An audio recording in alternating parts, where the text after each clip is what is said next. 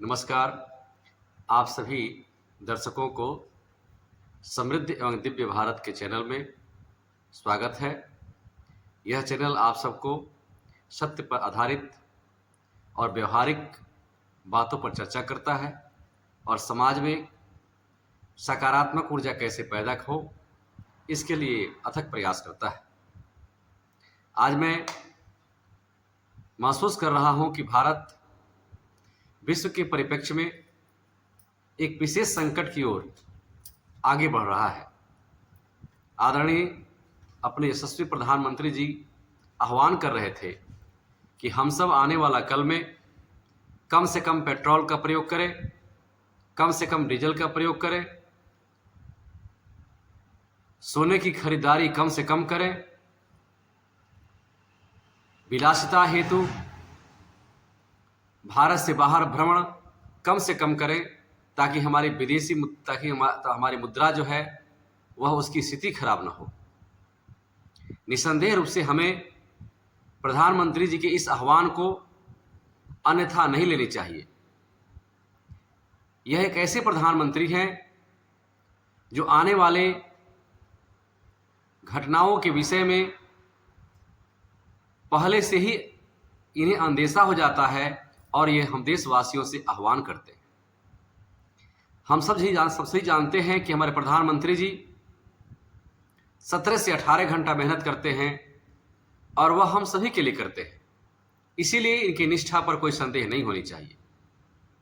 दुर्भाग्य है कि हमारे देश के विपक्षी नेतागण संवेदनशीलता से बात नहीं करते हैं। यदि वे कह रहे हैं कि हमें कम से कम पेट्रोल का प्रयोग करना चाहिए, तो हमें इस अभाव में भी प्रभाव का व्यवस्था करनी चाहिए। हमें विपरीत परिस्थितियों में भी सकारात्मक सोच के साथ जो विश्व के समक्ष जो चैलेंज आए हैं उसे भारत के परिप्रेक्ष्य में ठीक करना चाहिए। इसीलिए मैं सभी देशवासियों से हाथ जोड़कर प्रार्थना करना चाहता हूं कि विषम परिस्थिति में ही वास्तव में हम सब पेट्रोल का प्रयोग करें ताकि हमें कम से कम आयात करना पड़े। हमारे पास साइकिल है, 4 किलोमीटर 5 किलोमीटर कहीं जाना है, 10 किलोमीटर कहीं जाना है तो हम साइकिल का प्रयोग कर सकते हैं। ठीक है, थोड़ा हमारा समय लगेगा, लेकिन इससे हमारी आर्थिक समृद्धि भी होगी, देश की सुरक्षा भी होगी और फिर जब समय आएगा तो हम सब आनंद के साथ नए नए तकनीक के साथ पुनः आनंद उठाएंगे।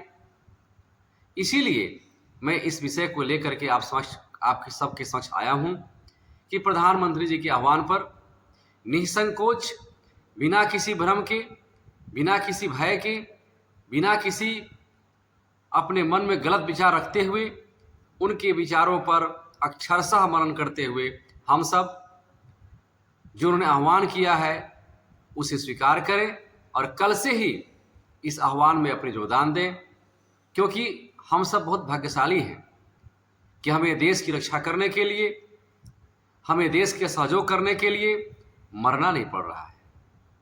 हमें जीना है, शांति के साथ साथ जीना है, सुरक्षा के साथ जीना है, व्यवस्था के साथ जीना है, केवल संजीवित होना है, अपने जीवन को संजीवित बनाना है।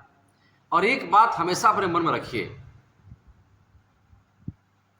कि यदि आप वास्तव में परमात्मा की सेवा करना चाहते हैं, परमात्मा को प्राप्त करना चाहते हैं, तो आप प्राणी मात्र से प्रेम करें, प्राणी मात्र का सहयोग करने का प्रयास करें। इन्हीं शब्दों के साथ मैं आज अपनी इस वाणी को विराम देता हूं। पुनः किसी खास विचारों के साथ मैं आप सबसे भविष्य मिलूंगा। आप सबका कल्याण हो, हम सबका कल्याण हो, विश्व का कल्याण हो। भारत माता की जय।